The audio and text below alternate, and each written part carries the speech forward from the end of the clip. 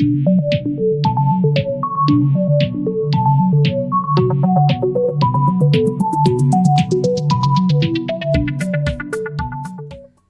everyone, welcome back to the Thinking Crypto channel. I have a very special guest with me, Greg Kidd, who's the co-founder of Hard Yaka, as well as the co-founder and CEO of GlobalID. Greg, it's a pleasure to have you. Hey Tony, thanks for having me. Greg, I'm excited to talk to you. There's a lot to uncover here, specifically the Ripple SEC lawsuit situation. But before we get there, I want to lay the foundation because I want folks to know who you are and your investment background, how that led to your investment in Ripple. So can you tell us about yourself? Where did you grow up and how did you end up starting Hard Yaka? Sure. I was East Coaster, big into bike racing, did a bunch of time at Booz Allen, the usual management consulting shtick that got me into financial services and telecoms, got me around the world to like the Asia and resident of Australia, New Zealand. I did a startup of all things in the bike messenger space that was based on free call, kind of like Uber. Learned a lot about text messaging and payments. There was a young kid named Jack Dorsey that hacked into that. He was very interested in Dispatch. We took that company public like 20 years ago. I did some time back in public policy at the Kennedy School, went to work for the Federal Reserve and the payments group. That's really where I got that regulatory background and a feeling of how Washington, D.C. worked, not just Silicon Valley and New York. I think Jack got a license as a massage therapist. He came back out to work with me, and he took those ideas that we had about text messaging just to bike messengers and built a little company called Twitter, which I was fortunate to be around when he was in the backyard. And then Square was a startup, another sort of an empowerment startup. Twitter was like the democratization of publishing. Square was the democratization of who could take a payment. I continued on in the regulatory world, working with Promontory and basically moonlighting with the startup space, and really got excited about who could actually issue money and create money. And that was the Satoshi revolution with Bitcoin. There wasn't really a company to join until Ripple came along, and I just wanted to, I really didn't care whether I was sweeping the streets or whatnot, but I did take that first role. I think it was the 10th person at Ripple to be the first risk officer and hired the first compliance officer. Have been interested in the whole space of innovation and financial services. My particular shtick is how do you basically do the reg tech to make this stuff compliant so it can actually scale in the world of law and order rather than just in the fringes of the crypto shadows. And have worked a lot in the identity space since, figured out how to make this something that would be empowering for people rather than a technology that gets captured by governments and corporations. Sure. So a lot of investment background on your end, and tell us about Hard Yaka. You're the co-founder.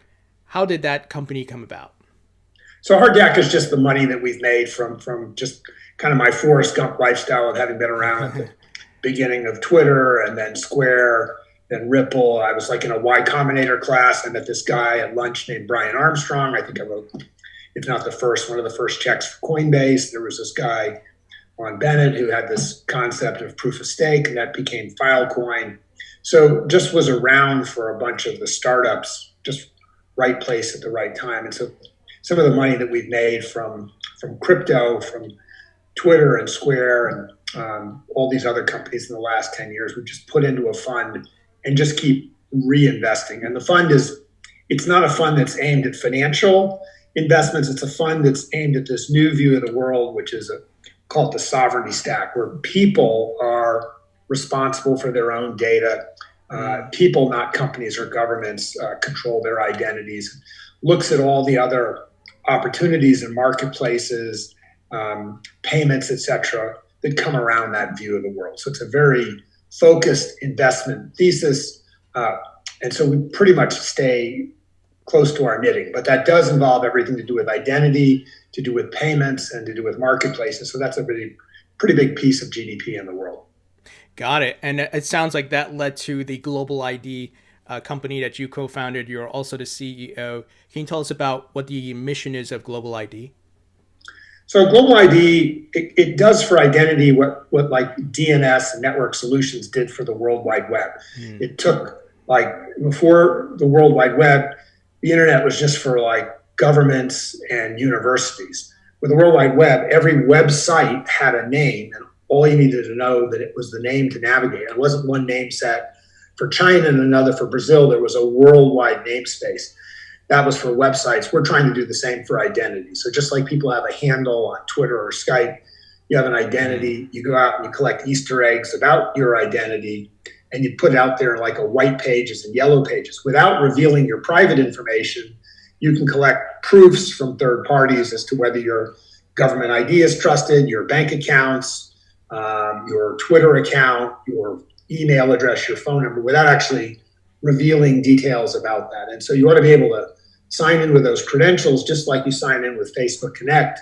But of course, Facebook Connect is full of like fake identities, and therefore you get fake news. And it's not at a level of compliance that you could do like medical records, vote, handle money, fire missiles. And so we're looking to create a level of identity and trust in an era where there's a trust deficit, where people can do those things and yet be privacy preserving and secure. And so that's obviously really important for things like crypto wallets or just plain old messaging. And so we're really looking to build kind of what they have in China, like WeChat, but without having like Big Brother looking over your shoulder. So not Big Brother, not like kind of like Mad Max Telegram, not like creepy Facebook, not like bureaucratic GDPR. We're kind of like more like Star Trek kind of empowerment kind of view of the world. So that's the investment thesis. We call it the sovereignty stack, but that drives the investments we're making and really the investments that we double down on. So we like things like the Brave browser, or we like Filecoin, like the concept of a distributed Dropbox is an amazingly powerful concept to us. And so that's like an example of something that we're like all in on. Got it. And I'm assuming you're using blockchain tech to have the respective data points merge or aggregate into the global ID. And are you connected to like public databases, or are you working with like the DMVs and things like that yet? So we're built on, there's a bunch of WC3 efforts out there around, there's like called Sovereign and Indicio, and there's a bunch of protocols. So we're based on those protocols. It has to do with what's called verifiable credentials, where your credentials are just floating around out there on a blockchain. Sure. And there's a universal protocol that lets you get to those. And so we're looking to move the identity stack to that rather than be enclosed within like an Apple or a Google or a Facebook kind of prison. Got it. A very much needed solution to your point of a lot of problems that we find ourselves facing right now with data breaches and fake news and all of that. So that's very exciting. Any hints you can give to us about what may be coming this year around Global ID? Well, I just think we're just trying to make Global ID practical as an alternative to like the Facebook view of the world. Like in the Facebook view of the world, I mean, it works. Like they've got messaging, and they've got, they bought WhatsApp, and there's other pieces out there like the Venmo. There's like Zoom took off. But if you could think about what would happen if you could kind of like a little bit like what WeChat is doing, but again, not on such a top-down basis. If you could take the best of like what Zoom is, plus like WhatsApp, plus Venmo, plus Eventbrite, and put that together so it could power individuals and groups so they could run they're basically their lives, their businesses, their organizations, but without having to like turn to like Facebook groups to do it. Right. That's really what we're doing. So the pieces are out there. So if you get Global ID, you can get all these pieces. It's still kind of rudimentary. It doesn't have feature parity yet with each of those platforms I'm talking about.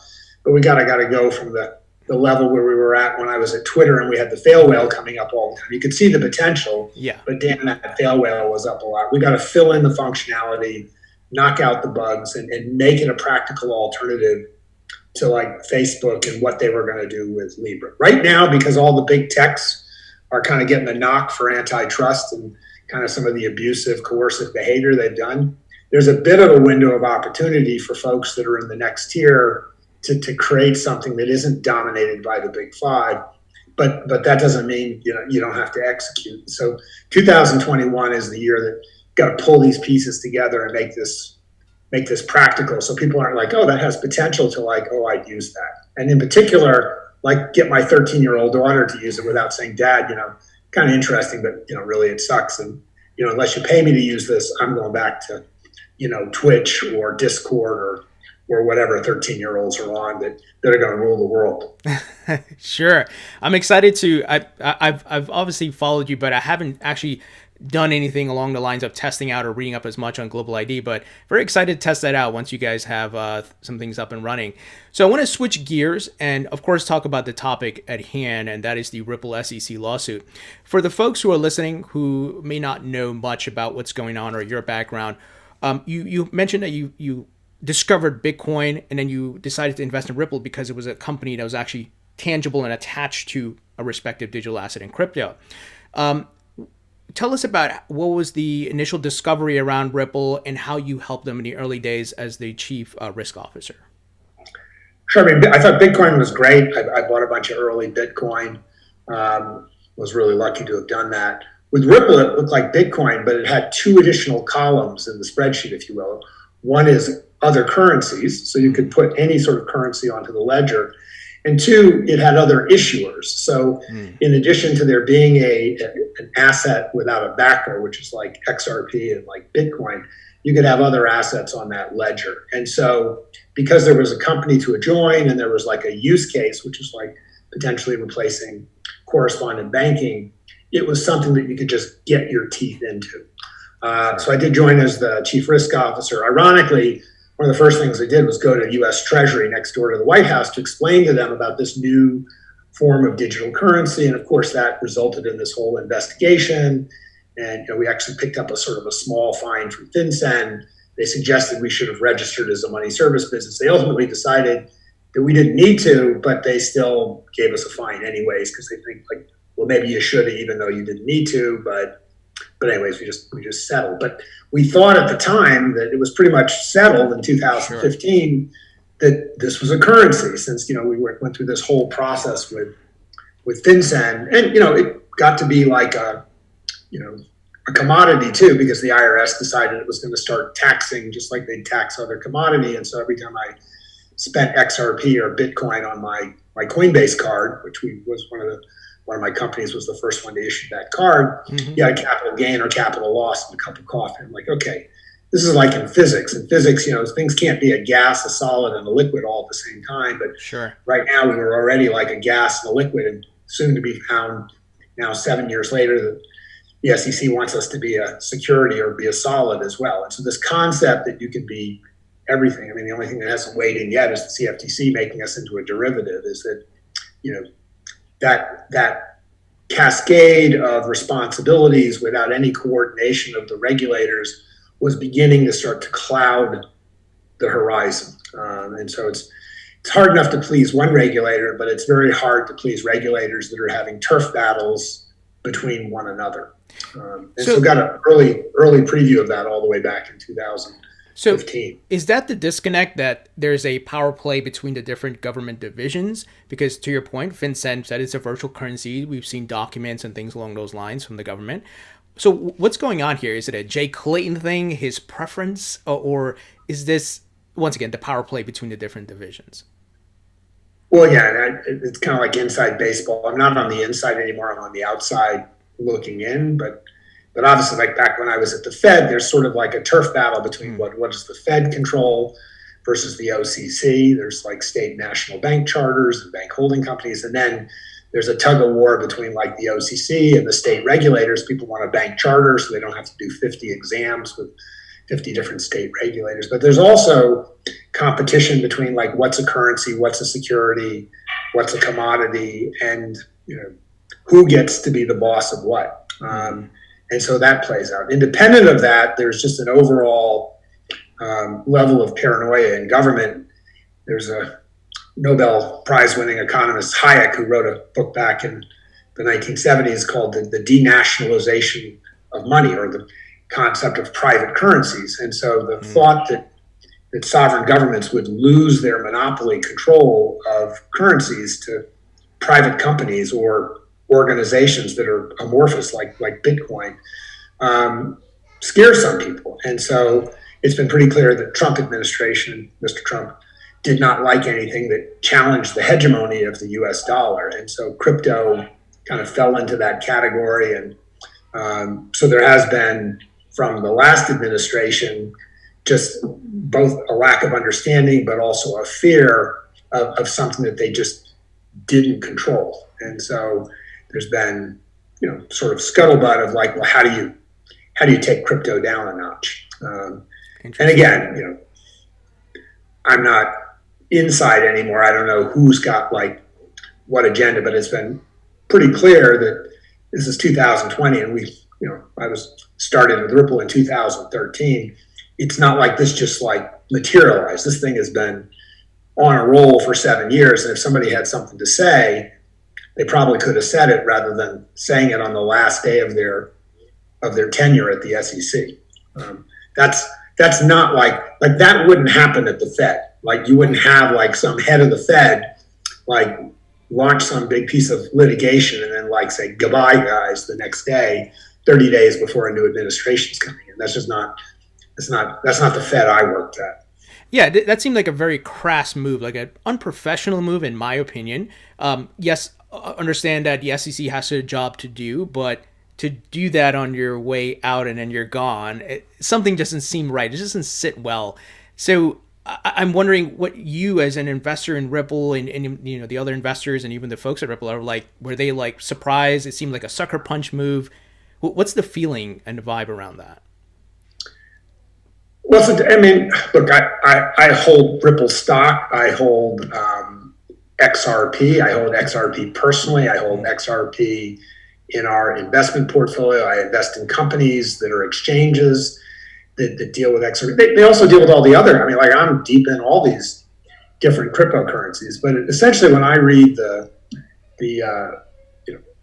filing, I realize the filing thinks I'm the victim. Right, because I'm like invested in all this stuff, and what it basically says is like, you, Greg, don't know the difference between a gold mine and gold, right? Like there's a Ripple security, and then there's an XRP currency, and like I invested in both, and it's sort of saying, Greg, you were confused. You didn't really understand that like you could buy a bar of gold, right, and gold might do well, but the gold mine might fail, or you could have the gold mine doing very well, even though like the price of gold is falling because like it's a very efficient gold.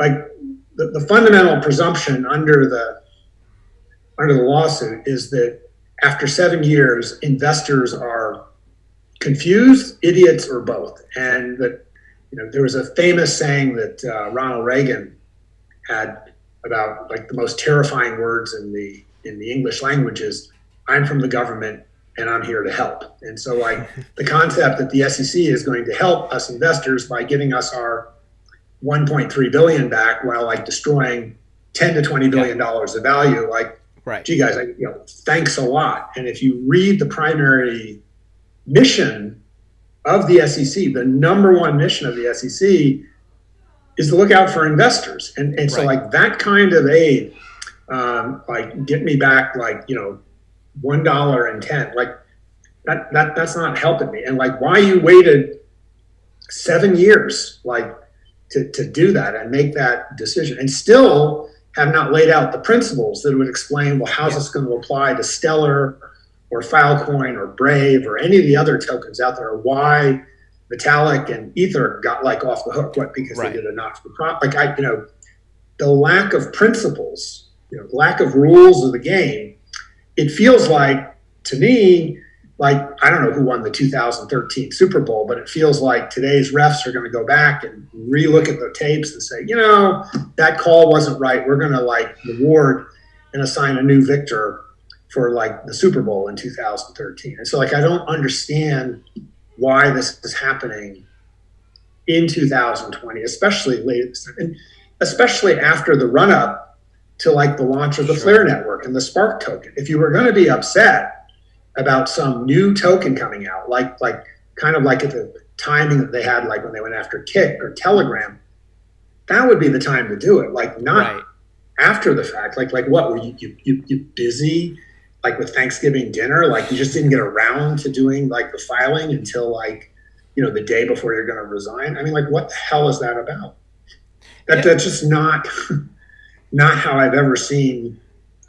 I mean, even regulators in sort of tin pot countries, have a little bit more class to pull something like that, on the way out, the door. So I'm going to ask a question, and it may seem a bit silly, but of course the community wanted to know about this. The SEC is supposed to protect investors. They do this wiping out billions in value, hurting the actual investors now, which are probably in the millions, if not the billions. Do the actual holders of XRP have a case against the SEC? Can they sue the SEC? Is there anything like that? Well, okay, it's America. Everybody can sue everybody. That's one of the things in America. I mean, it depends on how much joy you get and like what the point out of that is. And so look, I've been involved in some litigations in my life, and I've gotten my ass sued a bunch of times too. But look, in America, sometimes you have to litigate to innovate. And in this case, it might be you have to litigate to protect innovation. And like I've seen there's some new litigation already from claimants that hold XRP and feel like they've been hard done by this. There's a bunch of different angles to come at this from. Suing your regulator is never a great strategy because, like, if you lose, you lose, and if you win, you have to. It's kind of like, wow, I poked that hornet's nest and it fell off the tree. I win. I'm like, well, maybe that's not so good. Like the regulators, like, even if they lose on the rules, they can always change the rules, and they have a memory. And basically, like, one of the key things is like, don't hire a law firm that like knows like just the law and is really smart about the lawyering. You got to hire a regulator or an advisor that knows what the tone is of the regulator. So really, I'm not here to like irritate or piss the SEC off. I want the SEC to go back, read its mission statement, take it to heart, and execute against it. So all we're asking for is clarity on the rules and fair application of the rules across all the different sectors. Obviously, I think it's a terrible thing if you can't differentiate between a gold mine and gold. If you tell people that like holding gold is something that only like accredited investors can do, or a gold mine can only like have this thing out there once they go public, right? Like that's a terrible outcome for innovation. I also, if you go back, there's this thing called the Howey test from 1946. And it's really about like fruit trees and whether a farmer can sell fruit trees, and whether the people that buy the fruit tree lots then like have the farmer like take care of them for them. Like if you think that's what's happening between Ripple and XRP, you haven't been to a fruit tree farm. It's a real big stretch of the imagination.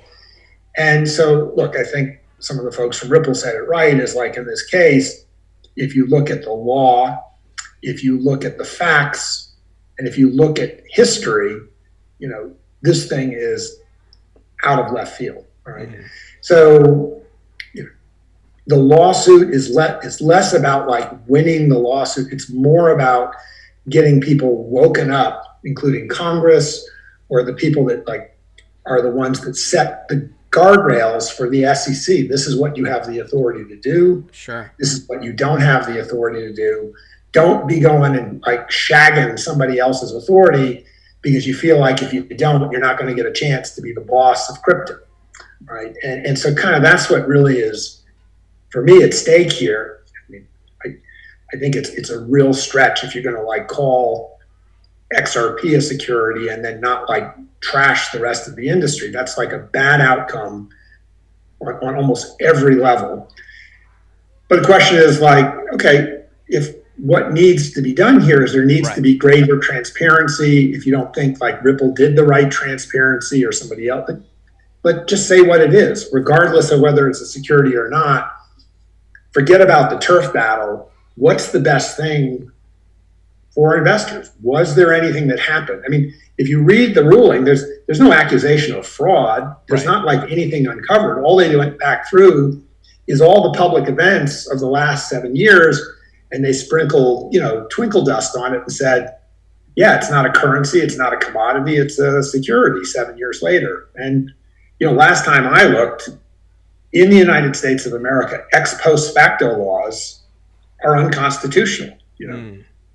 Unless you watch Back to the Future, when there's a time machine and you can go back and, reimagine and re-execute all this stuff from 7 years ago, you can't be changing the law 7 years after the fact. You can provide new rules, new guidelines to help people figure out what to do going forward.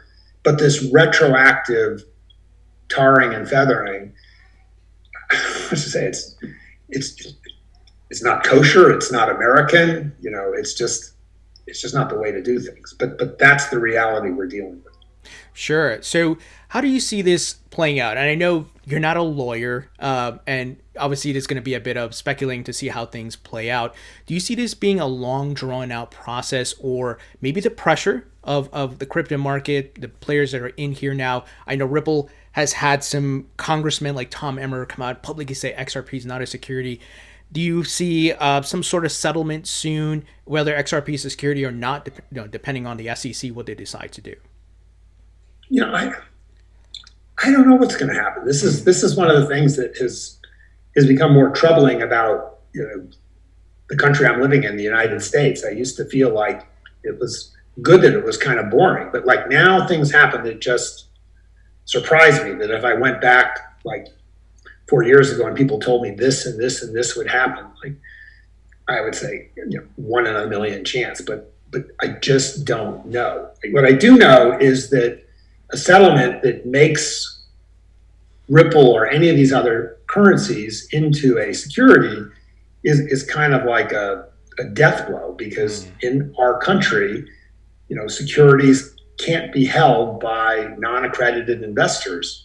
And that just means that the whole ledger system, unless you're going to keep track of who is and isn't an accredited investor all around the world, is problematic. And this particular challenge is that this concept of accredited investors and who can and can't do something, it's a particular American concept, but we apply it with extraterritoriality to other countries. So even if like Ripple wanted to leave America, I'm that ain't going to work. I mean, Telegram wasn't here, and the SEC was still going to mess them up, because anywhere they got on a plane, if the long arm of the law said pull that person off the plane and extradite them to the U.S., it doesn't matter that if you're not in the U.S., if you do something that America doesn't like, they're going to mess you up.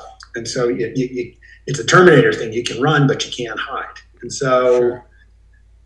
I don't know. And that's probably the worst thing of all.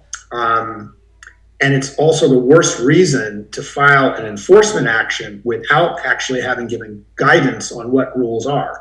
So you have to litigate to find out what the rules are. And that is, from my point of view, the worst form of regulatory infrastructure that you could have is regulation by enforcement action. Sure. And I saw Ripple CEO, not CEO, excuse me, General Counsel Stuart Alderati talk about it. It sounds like, given the factors of the SEC sat in our hands for 7 years, FinCEN had its own ruling. A lot of investors are hurt as a result. We could potentially get a Howey test 2.0, or what may be called a Ripple test. Do you feel Ripple has the ammunition, so to speak, to really fight this out? Obviously, I know it's a difficult question. You're invested. You have skin in the game. What are your thoughts? Are things looking good? Maybe it's 50-50. Hard to tell. This is kind of the tough thing when you have if you look at the two settlements that came before with Kick and with Telegram. Kick ended up paying $5 million.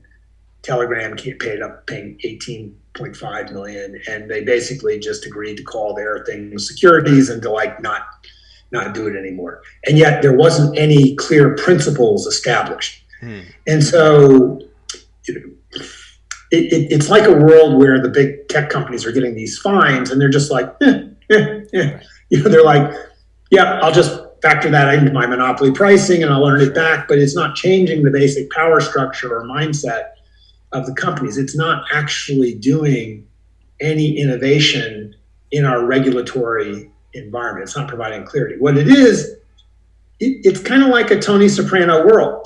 He's like, he takes his piece and then he kind of goes away. And, it's almost as if like the SEC, like treating it like, like ambulance chasing. We shook these companies down. We made more money than it cost us to prosecute the case. So therefore, we're not costing the taxpayers any money. And the collateral damage of the uncertainty that's created, the loss of innovation, the loss of competition in the marketplace, just the general just chaos of not knowing is like, that's not like their problem. And so we don't want a settlement like that from Ripple. And so I hope Ripple, because they already have the XRP out versus like for a long time, unlike Kick or Telegram, it's kind of maybe more of a fight to the death because, the cat's, the horse is out of the barn.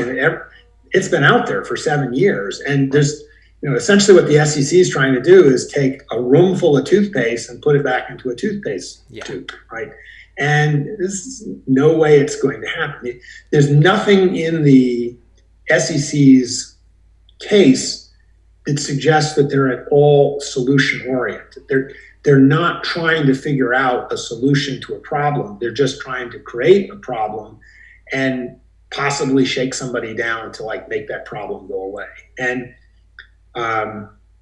that is a very unfortunate pattern for our country to be in. And it's a very tough thing to pass on to the next administration. Like I have no idea where the Biden administration is going to come out on this, who the next chairman or commissioner is, but you don't just want to like, when you inherit this thing, it's kind of embarrassing just to say like this thing was like somebody's personal vendetta. Or was a blatantly political type thing that wasn't grounded in facts, history, or law, because that in itself also undermines the credibility of the regulatory institutions. And Greg, what seems odd, you mentioned that anything that challenges the U.S. dollar's dominance, so to speak, but yet they've gone after Ripple, and obviously there's going to be other companies in the crypto market that they're probably going to go after, but why leave Bitcoin when that has the largest market capitalization and seems to be more of a threat? So you gotta find Satoshi to shake him down. That's where he is. But even they haven't taken the respective steps though. I mean, you would think, and we saw Trump tweet that anti-Bitcoin, not currency, et cetera, but they still let it flourish. So something's not adding up. And I don't know if you know the answer or it's just we don't know what's going on right now. Well, it's hard to Bitcoin and these other things, and even if they destroy Ripple, the XRP ledger will still be around. Right. And you can kind of mess with Americans and people, but to some extent, the beauty of these systems is their innovation without asking permission. And Ripple was just the easiest, biggest party to shake down, right? And plus, their personalities and there are the particular circumstances, but there's no one to go after with Bitcoin, right? You can't.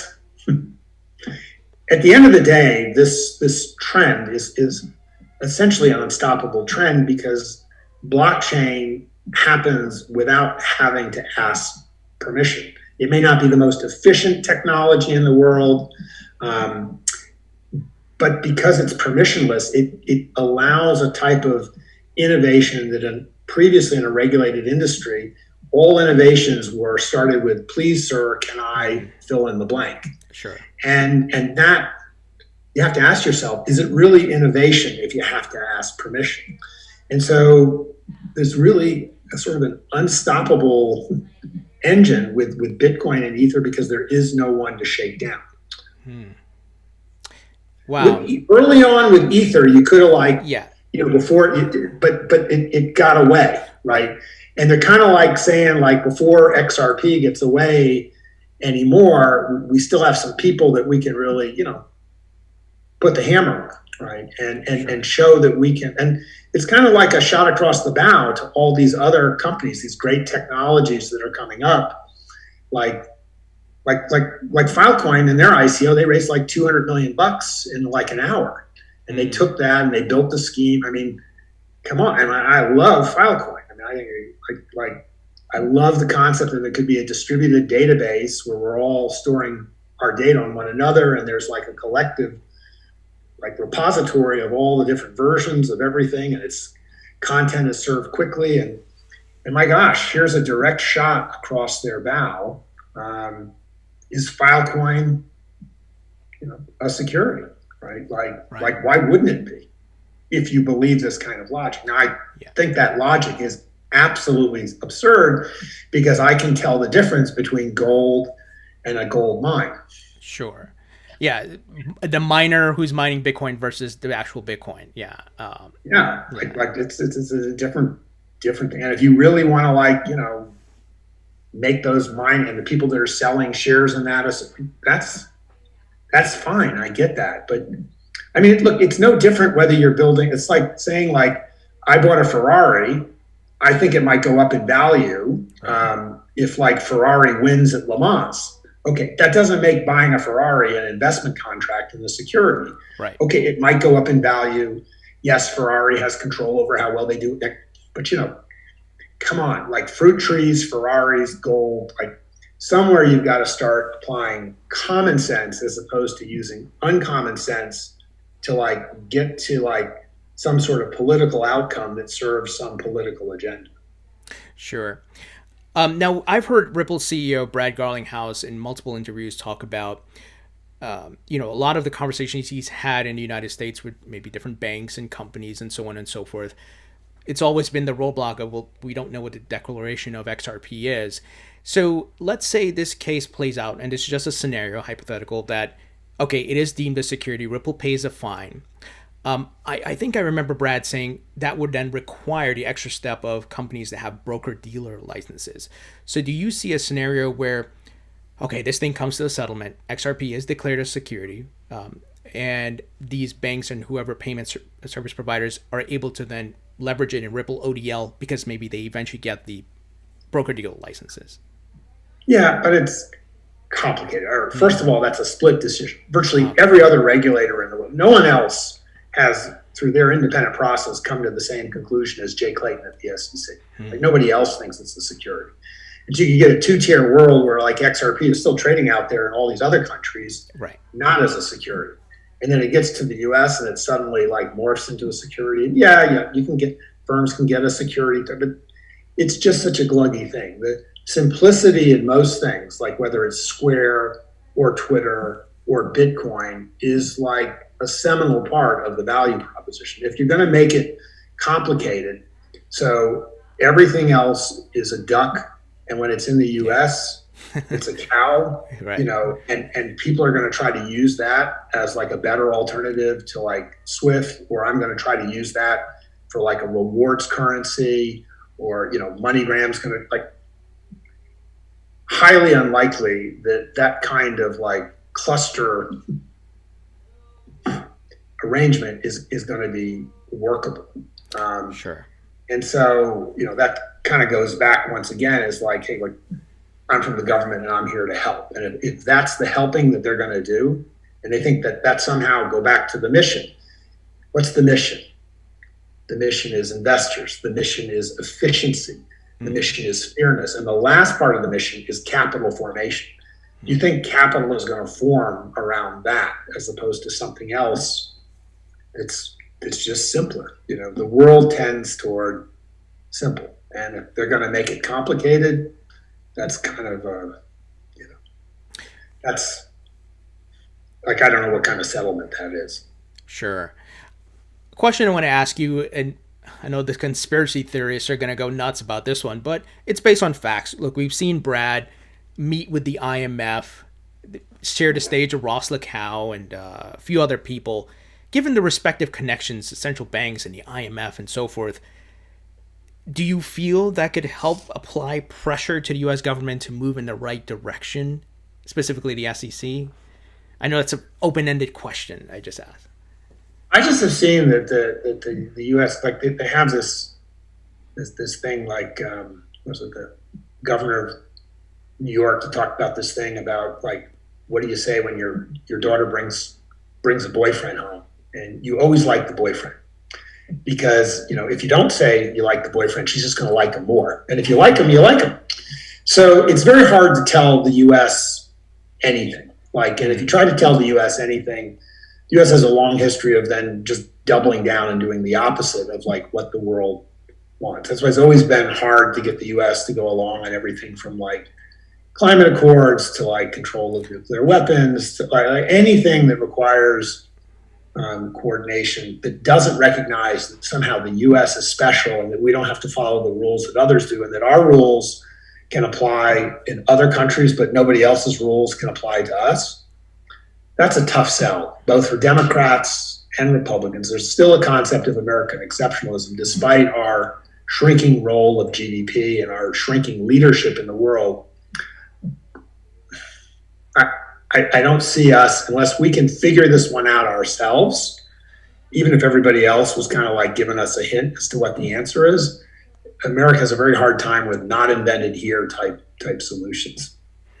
So I wish maybe with the Biden administration that'll change some, but it hasn't been a big feature of either of our political regimes, whether liberals or conservatives in the United States so far. I love the country, right. but man, it's painful being an American, being around foreigners that they used to just kind of feel we were kind of arrogant, but now they just kind of feel sorry for us.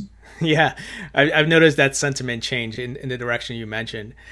So I want to ask a very touchy subject here, and as much as you can talk about it, and personally, and this goes to Brad and Chris's holdings of XRP. Some folks were a bit taken back about what was disclosed in the lawsuit of, okay, they sold some XRP. I personally don't see a problem with that because, like anybody else, they hold XRP. You hold XRP, I hold XRP. I could sell. Now, obviously, given the overarching theme of what's happening here, people are a bit emotionally, worked up about it. And do you feel they are going to get fined personally outside of the company, or maybe it's them taking a step back that would help resolve this? I hope you understand. Well, it's funny, in the whole case, there's no accusation or even implication that there was any fraud, right? And so the interesting thing is, if you go back to the early founder days of Ripple, the founders kept 20% of the currency and they gave 80% of the way. Think about what happens with startup companies. Founders usually keep 80% and give 20% away. And so we're in this funny kind of world that it's sort of an embarrassment of riches, Chris, and then later on Brad, and a bunch of folks. And look, I got in on the wagon pretty early, took a relatively small percentage relative to what happens with equity type situations.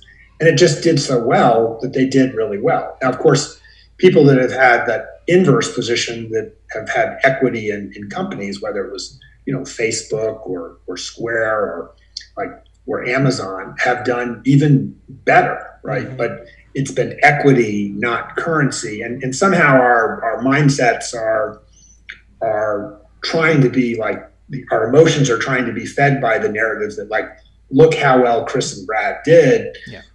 So get out the pitchforks and go after them because they did so well. And maybe you don't like the kind of suits that Brad wears or what, but who cares? Like at the end of the day, it could be Chris or Brad, it could be you or me. Somebody does well and somebody's like unhappy about that. But once again, most of the accusations, especially leveled against Brad, are for all the things he said in public. It's not like he said one thing in public and another thing in private. It's just like, oh my gosh, you just said that in public on CNBC. And it's not that he said something that wasn't true, like when Brad sells a lot of XRP and he says he's long in XRP, that's like me too. Like, I don't want to have all my net worth in one asset. I mean, I did the same thing with Twitter, with Square. Just because I sell it doesn't mean I'm not still like long in it. Sure. And it doesn't mean I don't have confidence in the company, but I've been someone who didn't take something off the table when I took my first company public. And I think all I got out of that IPO was a t-shirt and a bicycle. So I tell everybody, like, I don't care if you're the founder of the company. If you don't sell some of what you've done, you're an idiot. You will lose your objectivity, your ability to separate yourself from the company. Take something off the table so that you can have perspective. And so, is really the argument that, that Chris and Brad did too well versus like what, Zuckerberg and Bezos did, or like how like Elon's doing at Tesla. I mean, like, we can have those kinds of lawsuits, which is like, you just made too much money, or you sold too big of your stake, or like whatever. But that's not even a legal issue. That's just like a public relations issue as far as I can tell.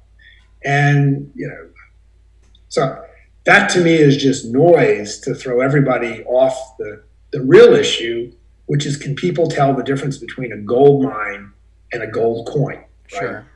And like, if they can't, and you need like Mother Nanny to like tell you that everything you ever bought and did, you need to like turn back in because you didn't understand what you were doing, even though that's going to like wipe you out. Okay, that's the dystopian America we live in. I'm ultimately an optimist when these type things happen. To me, it's always a chance for clarity, and I hope that our system will self-correct around this. I still just can't believe it was so blatant that it happened on the last day of somebody's administration, and they didn't even let the incoming administration consult or be involved in the project. They purposely isolated the eyes that would have come in of the folks that are going to take over and have to carry this thing on. I mean, it is just completely unprecedented that could or would happen.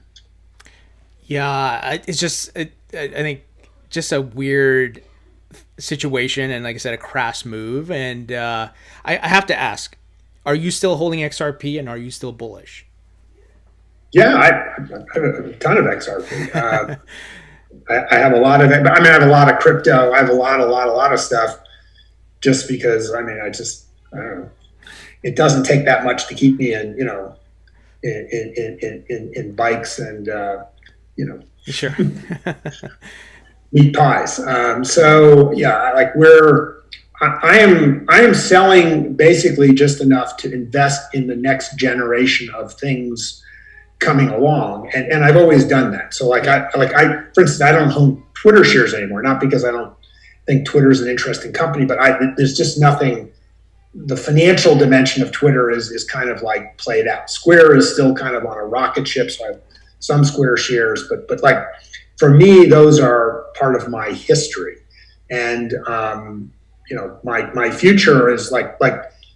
Oddly enough, I'm not buying more Bitcoin or buying more XRP, not because I think they're bad investments. It's just that my interest is in like, what are the new innovations coming out? So I'm really interested, for instance, in like what Flare is going to do, or like how is Filecoin going to play out, or what's going to happen with Brave if they really do become like a challenger to like Google. It's just the next thing to me, because all this to me is just like, it's like after school. Like, I'm not in school anymore. So like this is school, and these younger folks that are coming along with the next generation of ideas, they're our school teachers. And our job is to make sure we sell some of this stuff to make sure there's milk in the fridge for the next generation. Sure. I love that. I mean, to your point, you're an investor, you're taking profits, but you're also reinvesting to the new up and coming technology or disruptive technology. So on the note of Flare, what are your thoughts on that? Obviously the Spark token distribution coming sometime this year, and the additional use case that brings, I guess, to the XRP ledger, if you want to put it that way. Well, and again, this is, maybe people may not believe this history, but like there's a Stefan Thomas, who used to be the CTO, like he had the concept of smart contracts, like he was working on it before Ether got off the ground. And, there was a talk about doing and making the next big push Ripple would be in smart contracts, as opposed to like what it came as like a payment solution alternative to like Swift and correspondent banking. I personally wanted Ripple to go more in the direction of identity. But Ripple made the decision to go in the direction it went, and it put aside the opportunity on smart contracts. And Ether took that up, and it's been really impressive. And so it's always been curious to me would be what would the XRP ledger be like if it had a smart contract layer built over on top of it, given that it's just much more efficient than Ether. And maybe Ether now with like moving to like proof of stake from proof of work will be more efficient and stuff. But I like that it's game on, and you know, I just want to see to the rodeo.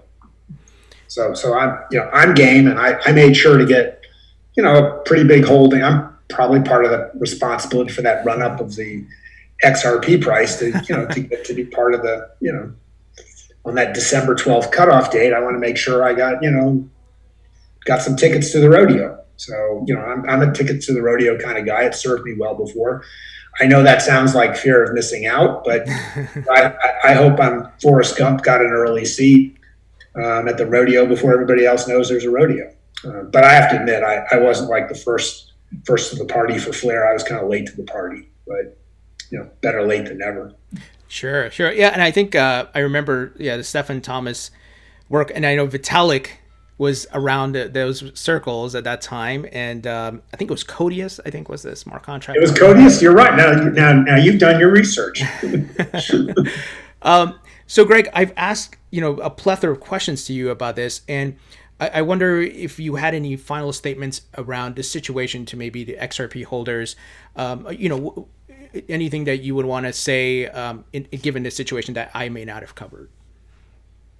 I just say that the XRP holders should just speak up as XRP holders, that this is not a Ripple issue. It's like an XRP issue, that there is an XRP community. It is related to but distinct and different from the Ripple community. And I think that the regulators need to hear loud and clear that the people that bought XRP were not idiots. We didn't not know or think that we were buying Ripple. We actually understood the difference between gold and a gold mine.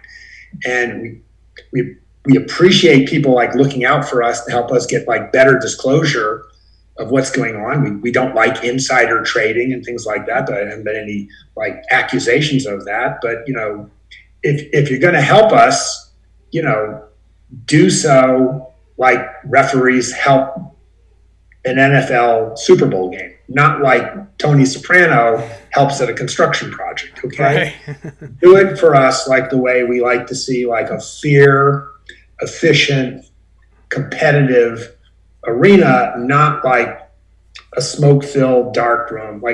Help us rebuild the trust deficit in our regulatory regimes.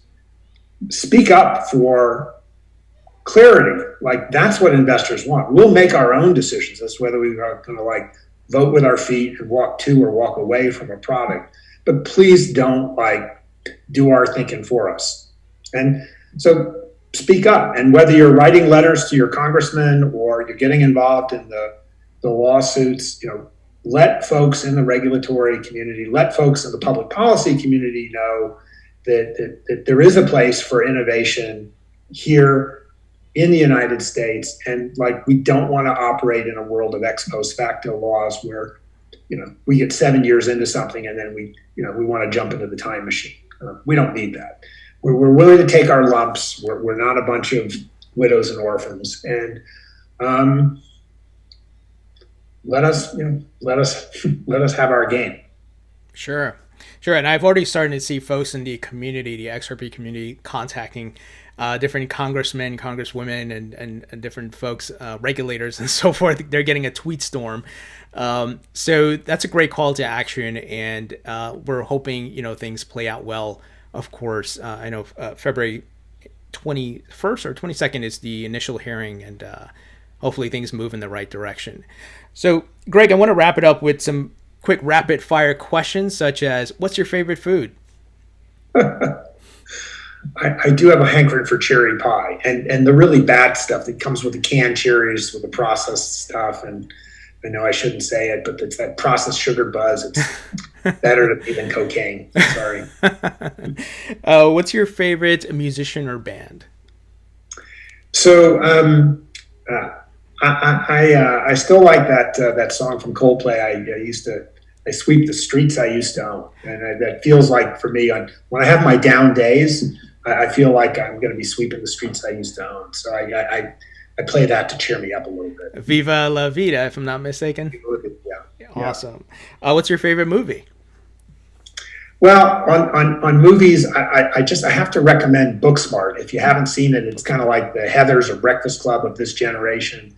Every model in that is a positive role model, and the son of one of my money guy in this is one of the key characters in that. But it's a movement of confidence in the generation that is in high school going to college today. I do have high hopes that our kids are going to do better than our current generation has done for the planet, because we haven't done very well on everything from global warming to like financial regulation to the pandemic.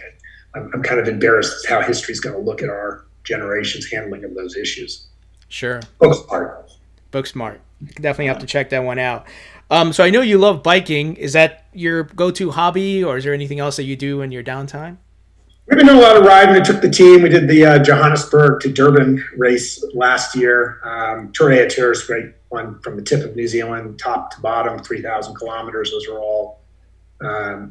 all good rides. I put in a plug for the Transalp from Germany down to the Mediterranean. That's a great race too. So we do like those races for team building. Nice. And if you get through those, you probably can get through one of these crypto lawsuits. Well put. Greg, learned so much today. Thank you so much for joining us. Really appreciate it. And we'll love to have you back on in the future as things progress. Thanks for your time today. Take care, Tony.